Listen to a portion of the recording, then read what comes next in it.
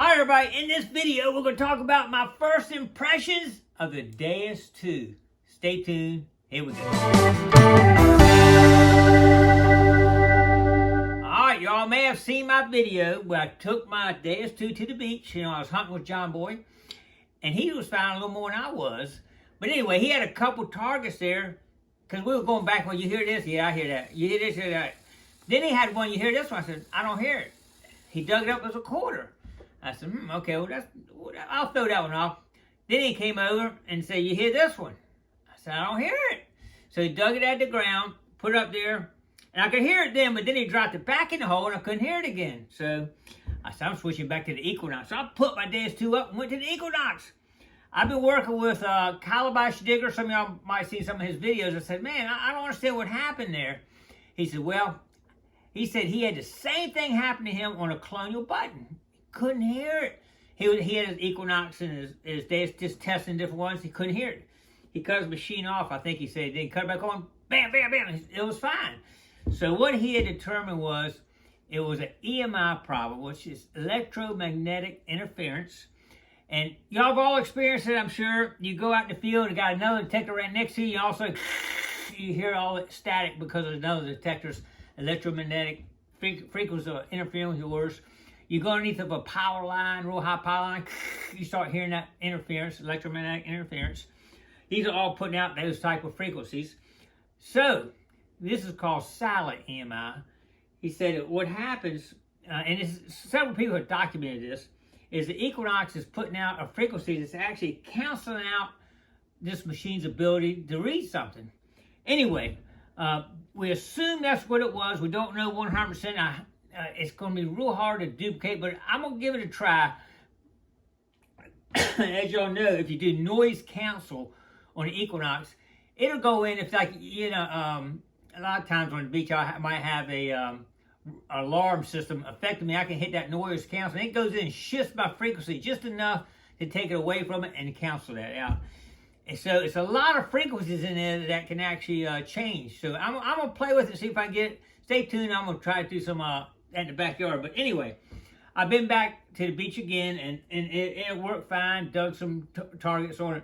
Just trying to learn how to do it. But first thing I'm going to do about my first impressions here. Now, let's get to that.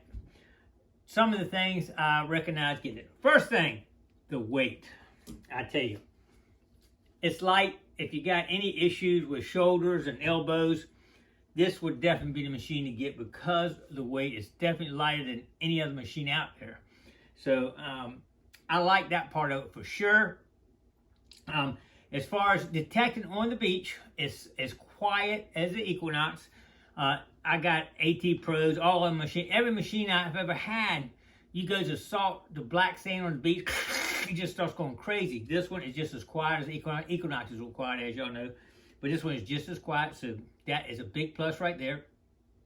The construction of it, you know, I put a lot of stuff to abuse. One of the first things I do on my Equinox is get a new arm cuff and new shaft, right? That's the first thing I do. I don't use standard. But this one, it seems to be a little more flexible on the arm cuff here. I don't know, maybe it's a little better plastic, I'm hoping. We'll see how that works out, because you know we're going to step on it, move around, beat it, drop it, whatever. We'll see if they hand out. I haven't seen any online, haven't heard anybody breaking one, even on the old machine. So I think the construction of that is a little bit better. The shaft's really cool because it's designed, I hope y'all see it, it's like a triangle and it fits down in this groove. As y'all know, when you on the Equinox, when you put it in, it could actually shift and you gotta make sure it's straight and everything. So this one you don't have to worry about that. The locking mechanism seems to be working good. It locks in perfect, no issue. So construction wise, I think it's built pretty good. No issues with that. As far as the headphones go, that's another plus to me. As y'all know, on the Equinox, you cut it on, you got to immediately cut the wireless headphones on. You got to match them up so they link up. And sometimes it works. Most time it works once you get a hang of how to do it, but sometimes it doesn't. You got to resync them and all. On this one, the headphones are synced with it, and when you cut the main unit on, the headphones automatically come on and they're synced. And when you cut it off, it automatically cuts off. You never have to touch the headphones, which is pretty cool. I like that a lot. Saves some time too getting out there detecting. One good thing and bad thing is the control. this control box right here, operating it is a little difficult. It's not just cut on and go.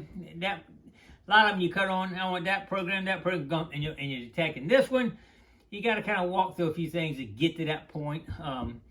For somebody just wants to go out once a month or something, it might not be good for you because it's a little more complicated. You just want to cut on, go, play for an hour, and go back home. You know, this one you got to use your brain a little bit more to mess with it. So for me, I think in the long run it's gonna be good because I have so many options on this thing.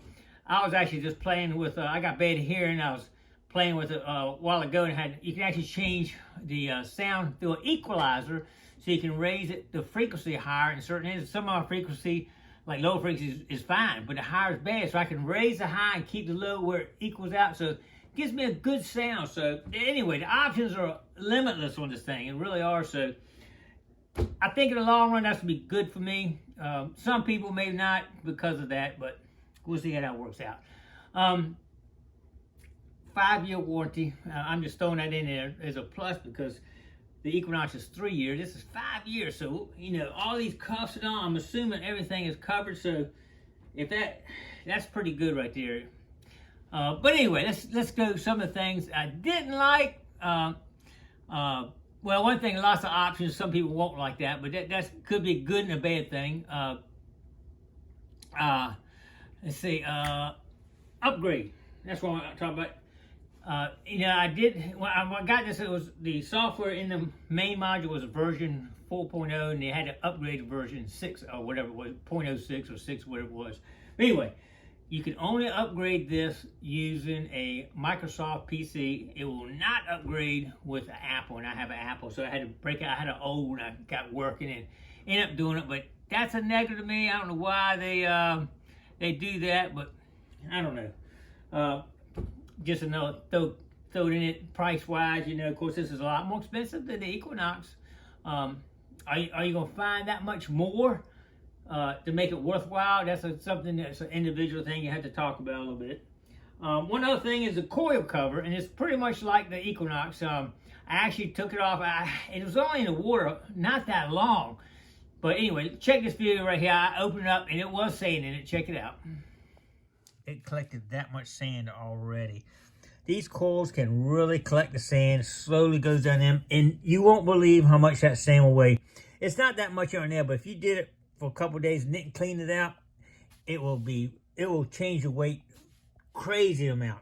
So anyway, you need to clean those coils off, either not have it on or clean it out just about every time you go out. All right, one other thing I was just talking about real quick. I did buy the bone conduction headphones for it. These I use underwater, but I just want to show them to you real quick. They're pretty cool. You don't put these in your ear like that. These actually go in front of your ear against the bone on your head right here, and they actually vibrate, and you hear it through the vibration through the bone in your head, not through your ear canal. Like y'all know, when you're diving in the water or putting your head underwater, the headphones that come with like the Miley, those yellow ones, you put them on your ear, but it fills up with water, and sometimes it's kind of hard to hear. These are supposed to transmit through the bone in your head. Don't know how that's going to work yet, and I'm not putting my head under the water right now. It'll be a while before I do that this summer. So, but we'll be testing these out in this summer too. I'm going to be doing a lot of tests on the machine out in the back. Sometime I'll be doing some air tests just to see the depth of what they do. A lot of people don't like air tests, and air tests don't mean anything on certain conditions for sure. GPX against AT Pro, and you're going to Culpeper, Virginia, digging in mineralized soil. You can't do it in the air because it's completely different when you get up there. But when you got two similar machines that are putting VLF frequencies out, you're going to the same type of environment. Yeah, I think you can do an air test and get a general perception of how they will react. Sometimes you can't, but anyway, it gives you a general idea, especially if both of them are operating similarly. And this one and the Equinox do operate very similarly in the wet sand. So anyway, we're gonna do some testing. Bottom line, we're gonna do a whole lot of testing out back. For myself, I'm gonna do it. I'll go ahead and try a videotape and show you all what I come up with. The jury's still out. We'll see how it does when I start doing my testing. Calabash has done a lot of tests on it, and everything's looking good for it right now. So, but I will. You know me. If it can be broken or it can be tested, I can do it. So stay tuned for that. All right, appreciate everybody coming along. Don't forget to click like, comment below, share. Subscribe to the Gigmaster. We'll see you on the next adventure.